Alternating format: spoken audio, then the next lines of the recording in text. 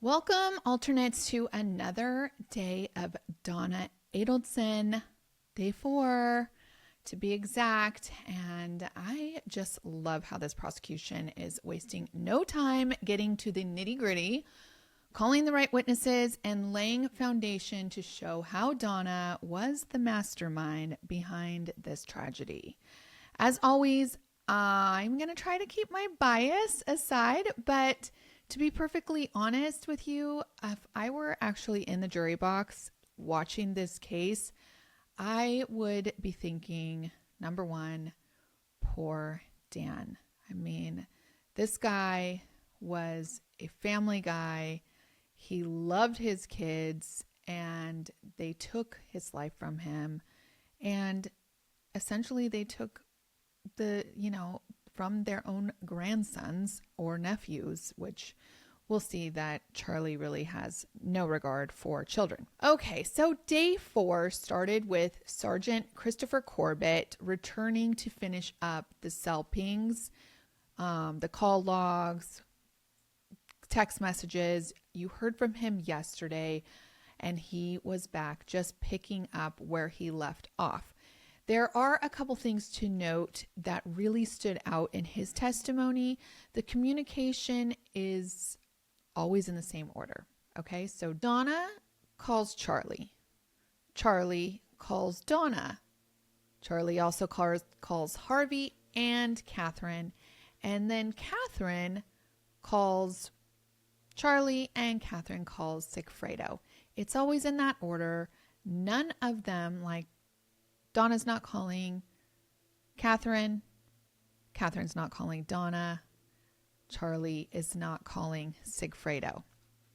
It is in that exact order, and it usually happens in that sequence also.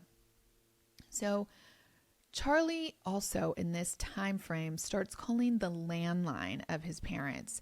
Now, I don't know what his purpose of not calling their cell phones and making it a point to call their landline at this time, but I think he thinks there's some sort of traceability factor to it, which isn't really accurate. Obviously, you can trace landline phone calls too, but that's what he did, and it was not his norm at all, and we see it, so who knows? What we do know from the testimony today, though, is that the gunman made an initial trip to Tallahassee to, I guess, surveillance Dan, or possibly to kill him at the time, but it didn't work out. They rented a car, and it actually looked almost exact to Wendi's boyfriend Jeff's car at the time. So prosecution suspect that they were possibly going to pin this murder on Wendi's boyfriend. What? And I think we also heard that from Jeff, right? Like, I think he said he thought he was going to be the guy that they pinned it on. Thankfully, that didn't happen because Garcia actually got a traffic ticket when he rented that car, like hours after he rented, or not even within a couple hours. He gets pulled over, gets a traffic ticket, decides, shit, I need to return this car, rent another car, which he does, and drives up for the weekend of June 2nd through the 4th. Now, on the weekend, which they're calling the murder weekend, June 14th through the 18th, this is when they actually rent a Prius. They also show this Prius in a photo with a hole through the floorboard. These two douche canoes actually accidentally shot their gun off, and it went through the floorboard, hitting some fuel pipe or something like that, which I don't really understand because I thought Priuses were electric, but maybe this one was a hybrid. I'm not sure. But anyhow, they had to get that fixed before returning the car. However, they didn't get the hole fixed. They just kind of put the carpet over the hole. And so when the prosecution was able to get a hold, or the investigators were able to get a hold of that car, still had a hole in it, even though it's been sold off and whatnot from the car rental agency. Wild. All right. Corbitt also discussed communications regarding this TV repair, which is essentially a setup for an alibi for Wendi. And we will see, if we have not already, that the TV is the code word for the hit. So like I said, on day 2, Mama Donna set up this repair for Wendi. And then once Geek Squad was in Wendi's house, we know that they were there fixing this TV that had been broken for months. Wendi leaves and she goes to have lunch with a friend. On the way to lunch with a friend, she has to stop at a liquor store. Now, on the way to this liquor store, she decides to go to a liquor store near her husband's street. So she actually drives, and they see this on data, that she drives down the street where she sees, and I talked about this already, where she sees all these emergency vehicles at, near her husband's house. She turns around, she goes to the liquor store, buys whatever she needs for this party that she's going to later that day, and then she goes and meets a friend for lunch. Mind you, there are plenty of liquor stores closer to the lunch spot in her direction. Like, had she left her house and gone to lunch with her friend and not stopped by her husband's street, she could have hit a handful of liquor stores. Instead, she chose this liquor store that would drive her past her husband's street for, I don't know. I mean, I guess we can just speculate at this point. Did she attempt to call 911 or law enforcement to see what was going on since her children had been staying on that street? She did not. Did she just continue to the liquor store and then on to lunch? Correct. Are you familiar with a call that Wendi Adelson made while at TPD in front of TPD investigators to inform Donna Adelson of Dan Markel's shooting? Yes. And was that call made by Wendi Adelson to Donna Adelson at 7:04 p.m.? Yes, there were actually two close together there. Okay, thank you. So guess who Wendi calls right after this? Her brother.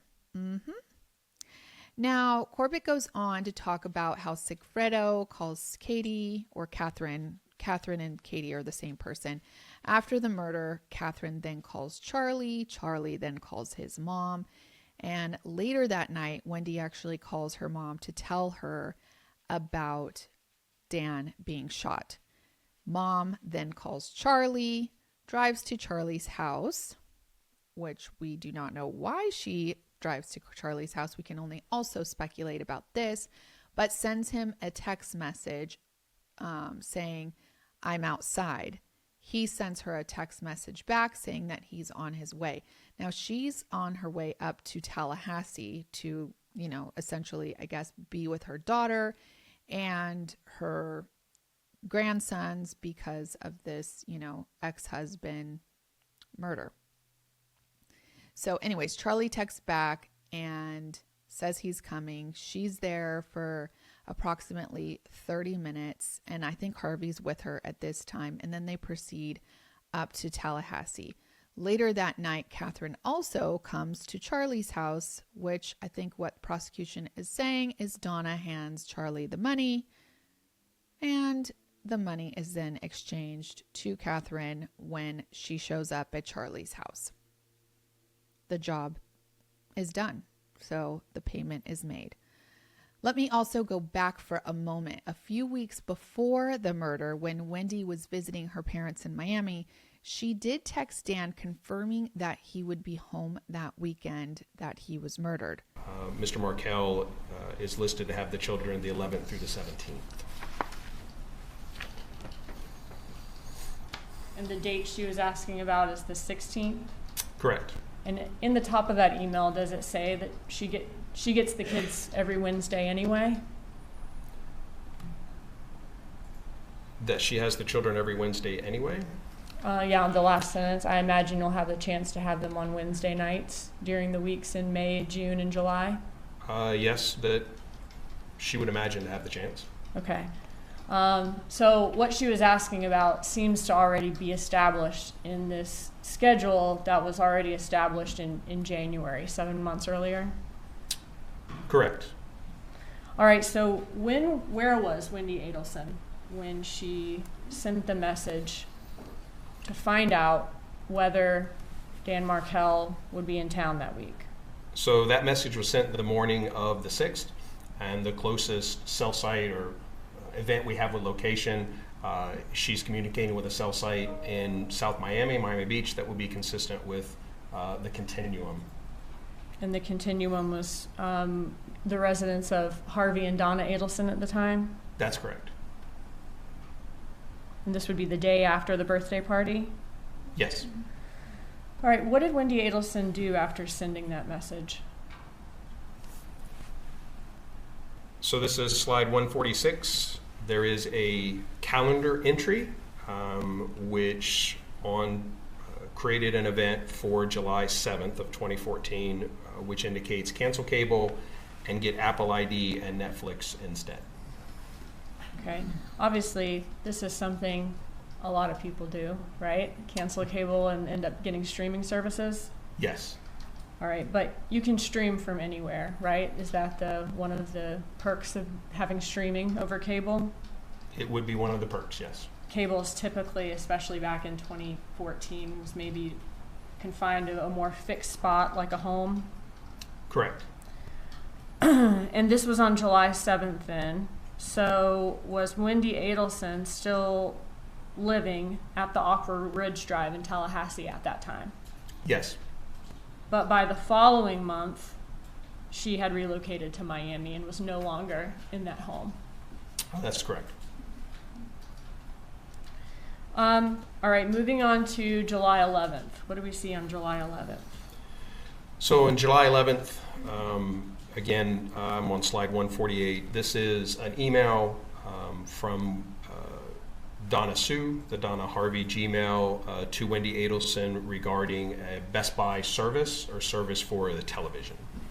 So I know that this is not the case against Wendi, right? We're on a case against Donna Adelson at the moment, but damn, it certainly feels like we should be having Wendi at the defense table. Basically, at this point, we established that all these characters were in communication with each other and in a very streamlined, sequenced way.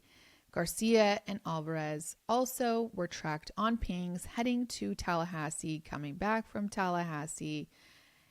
And then we went to lunch. And let me tell you, we have better stuff after lunch. That's right. We are getting into surveillance. And if you listen to Housewives of True Crime, you may know that I secretly want to be an undercover agent. So when I get to talk about surveillance, undercover stuff, it really just like warms my heart. So we got to 2016, long after the murder, the FBI got involved and they figured out that Garcia and Alvarez were in on this family dynamic. It's all looking very sus, right? Like they kind of have it figured out, but they need some concrete evidence. So they decide to wiretap the family's phones. Now, we had to go through a few people to get on the stand to actually be able to listen to these guys. So the guys that were on stand were some investigators, engineers, people that had to deal with the audio to remove some background noise. And so I don't really think I need to get into every single person that was on stand, because what they were on the stand was just to lay down the foundation for us to listen and hear these audio and videotapes. The audio is very hard to hear, so I will play some of it, but then I will also read you the important parts because Donna's voice is really low. She's trying to whisper. I don't know why she's trying to, well, at one point she's walking outside, so I think that's why she's trying to whisper, but Charlie's pretty loud. You can hear him. Donna is pretty quiet, so I just want to make sure that you understand the important pieces of this, so I will read some of it. Initially, they set up this wire in 2016, and Donna and Charlie, they're talking a lot about Wendi. They're talking about her love life, her work situation. It's mostly Charlie ranting about how If he's 37, he doesn't want to date anyone with kids farting in his face. I'll let you hear some of what he has to say. Because I'm in that demographic of guy that wants to date. And I don't have a problem telling her, like, you put the Victoria's Secret model in front of you at 37. I'm not asking for her to date. No. So it's how unusual a guy can be. Of course. And people can, and especially I have done. I know, Well, to be honest. I know. And I will continue to talk to her. But there's a limit to, there's a point at which someone purposely will do what you're asking them to purposely do the opposite. And she's going to screw her life because they're infinitely another day, they're infinitely another day. What's that? There's not going to be another No. day. No. The reason why is I'll never tell someone you can't win the lottery twice. But I can tell you this, the probability is not in your favor. Probability is not in your favor of winning the lottery once. Winning it twice, even more. And that's how I talk to her. Because what happens is That's what she needs to do. you understand where I don't ever offend her. Because I don't talk about her. I just say, Wendy, listen, if you put a 37-year-old Victoria's Secret model in front of me, I wouldn't want to get serious with her. Why? When I could do it with a 25-year-old. I said, a 25-year-old is going to be 18 in 15 years. I go, you want to buy a car with high mileage or low mileage? I go, listen, Wendy, you don't want to date a guy that's 50. You know why? Because he's too old for you. And he's going to be 60 in 10 years. And 10 years from now, you don't want to see yourself as a 60-year-old. I get it. So it is what it is. Okay, so you can pretty much see what kind of douchebag this guy is. And basically what we're hearing, we're not hearing anything about the murders itself because it's been a long time. So of course they're not going to just be talking about this murder that they planned, years ago. They're probably just thinking like, thank God that guy's out of our life. Now we have to fix our daughter and sister and get her set up with somebody that's not, I guess what Charlie said is 50 years old and not a Victoria's Secret model. So the investigators now decide that they need to create what they call is a bump to tickle the wire. This is where our undercover gang member comes in. Woo, this is my fantasy, you guys. My next life, I'm going to be an undercover gang member. My role in the operation was of a gang member, and what I was instructed to do was to contact and bump Donna Adelson. What does bump mean? A bump is a law enforcement operation during which an undercover agent or an undercover police officer would conduct a face-to-face meeting or encounter with a subject or a person of interest in an investigation. And what we look for, the results we look to get would be one or a combination of either I would try to extract, or the undercover would try to extract information, or they would try to pass on information, or possibly set up a future meeting with the individual, or tickle a wire or a telephonic intercept, or tickle a wire. In this case, was it an attempt to tickle a wire? Yes, it was. Okay, so we had a wiretap going at the time that you did the bump. Yes. Okay. And what does tickle the wire mean? Well, when you tickle the wires, when you're doing a Title III, what we call a Title III, a phone intercept, and there's not much activity going on that phone intercept, what you want to do is approach somebody and see if they will start talking about whatever the investigation is looking into. All right, so you were asked to approach Donna Adelson. Is that what you did? That is correct. Where did that happen? I believe that happened in South Miami, somewhere near her residence. Okay. And did you just walk up to her on the street, sidewalk? I did. Okay. And what did you do? Well, I was instructed to walk up to her and engage her in small discussion as to why I was meeting with her, and then eventually handing her a flyer. Okay. Is that what you did? Yes. All right. And I'm going to show you the flyer. I've marked as States Exhibit 83.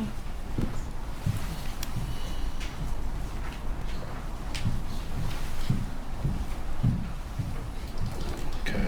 Is that what you handed Mrs. Adelson? This is it, yes. Judge, I'd ask to introduce States 83. Okay. States 83 is admitted. Yeah.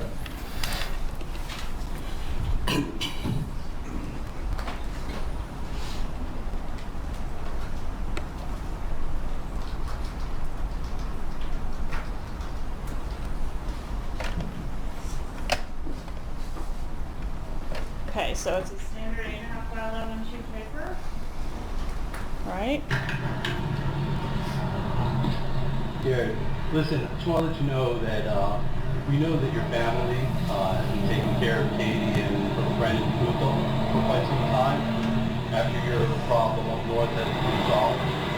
And I want to let you know that my brother, he's incarcerated. He helped your family with this problem you guys had up north. And we want to make sure that he's going through some rough times. And we want to make sure that you take care of what he's going through, the way you're taking care of Katie and Tuzo. Well, this will explain it.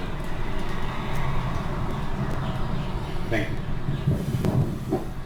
So you can see he approaches, oh, also the undercover gang member, he doesn't want his face shown because he's undercover and he's probably still working as a gang member. So he doesn't want anybody like notice that, you know, he's not really a gang member. And so they only play his audio. They don't show him on camera. They show a little tiny piece when I inserted the video portion, but you can't really see him and they kind of pan out. So you're not allowed to see the guy. But what you can hear is that he approaches Donna, and I would say he's too nice for a gang member.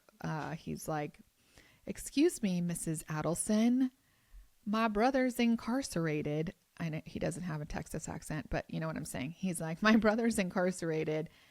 I would have been, I think, a better gang member, to be quite honest with you. I would have been like, "Yo, my brother's locked up and you need to pay up, lady, because you did it for Katie and Toto and now it's my turn."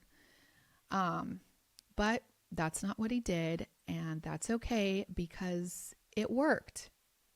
So it didn't matter that he didn't do his job the way that I would have done his job. Okay, so anyways, it did work because right after Donna got back inside from getting this letter, or this basically flyer from this undercover gang member, she calls none other than Charlie. Donna tells Charlie that she needs to talk, and let's hear a little bit of this phone call. Did someone write a letter to you or something? I've got some paperwork hand delivered to me. You're being sued? No, that's what I thought it was, but I'm going to talk to you. Okay. Okay, so, I'm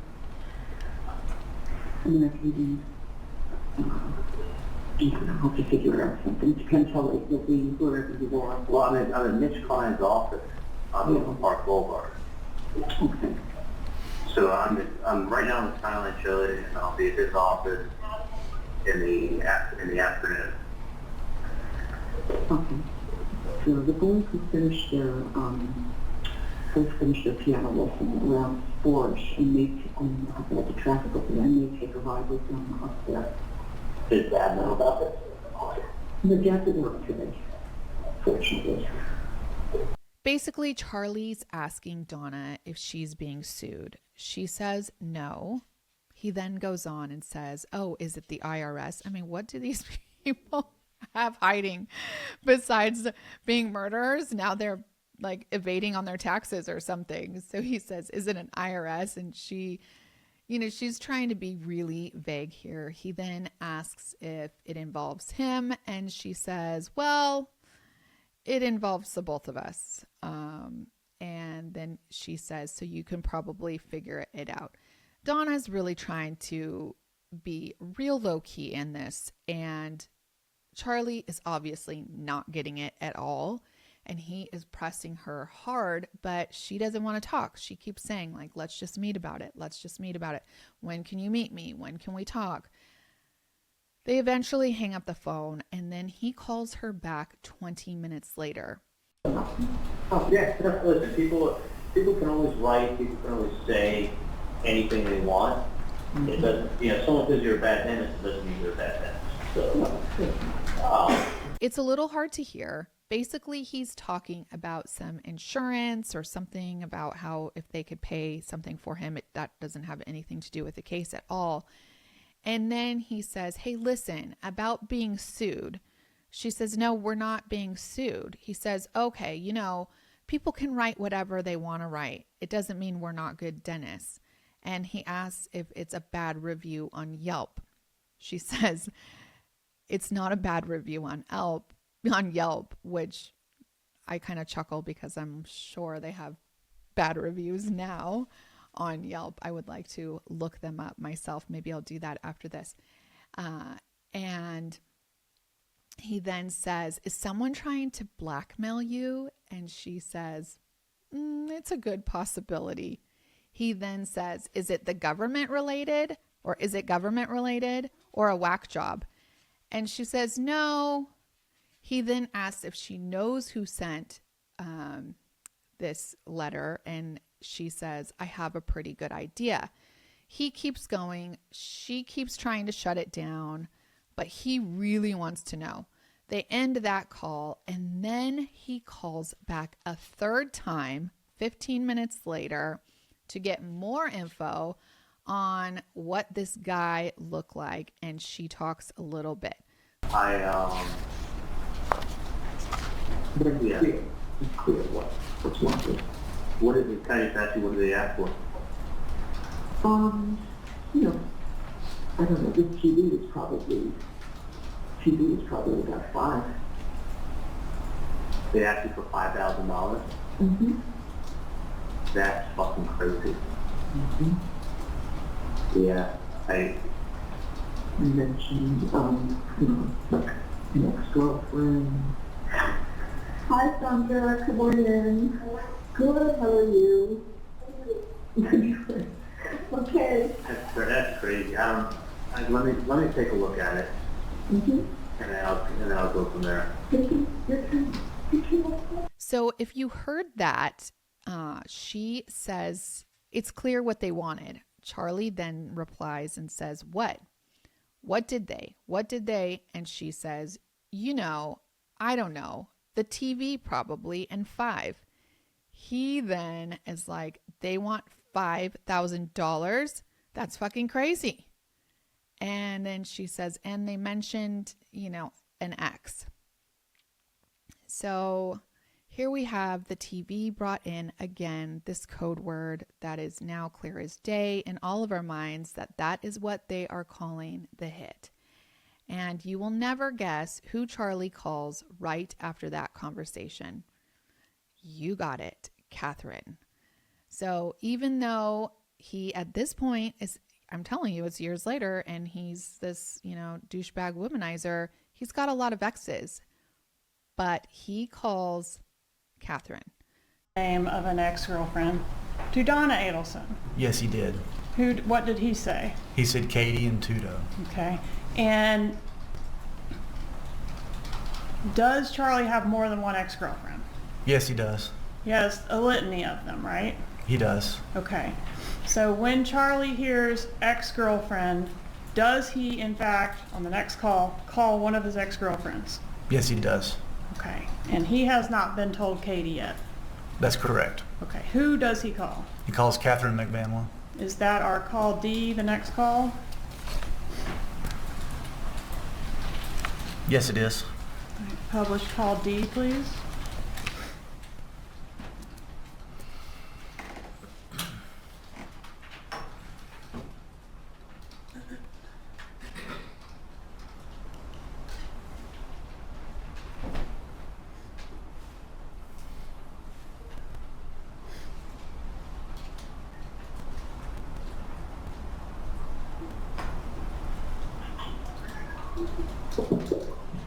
Hello?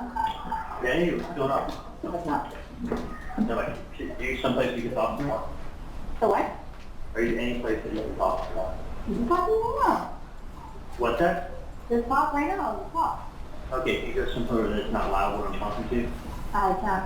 It's like loud, so I can't get off. Okay, I'm trying to walk outside and talk to you right now. I can't even fucking get outside. Alright, leave it on. Alright. Somebody... Hang on, okay. Mm-hmm.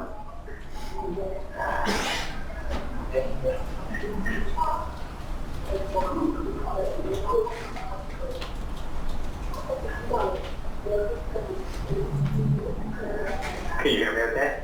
I can hear. Okay. I just want you to listen to me. I'll be able to talk to you in person when I see you tomorrow. Okay. Because I don't know what's going on, Mm-hmm. but my mom walked the kids. I only heard part of the story, Mm-hmm. and I'm going to go down there and talk to her tomorrow to find out what's going on. Okay. Because she didn't want to elaborate, Uh-huh. but she said that someone approached her on the street, Uh-huh. called her by name, Mm-hmm. handed her an envelope with something in it, Yeah. and somebody was, she really wouldn't go into detail. I have no idea what this is in reference to, Uh-huh. but something regarding her son, something regarding his ex-girlfriend, and the person asking my mom for some money. What? Yeah. He is, if you couldn't hear that, he's just talking to Katherine about what his mom had told him and says, I'll talk to you tomorrow about it after I talk to my mom. And that's where we wrapped up today. Wow. I mean, talk about putting your foot in your mouth. I'm sure they are, well, Charlie's already in prison, so he already knows he put his foot in his mouth with that phone call. And at this point, Donna realizes it too. I say, good job, investigators. 100 claps for you. This investigation has been a pure joy to watch because I think they've done such an amazing, amazing job. But that is where we leave you. This case is not over. We still have more to come. So if you have not followed us already, please do so now so you don't miss our next episode, which will be tomorrow with Margot. And until then, think like a juror and decide like one too. Clink, clink.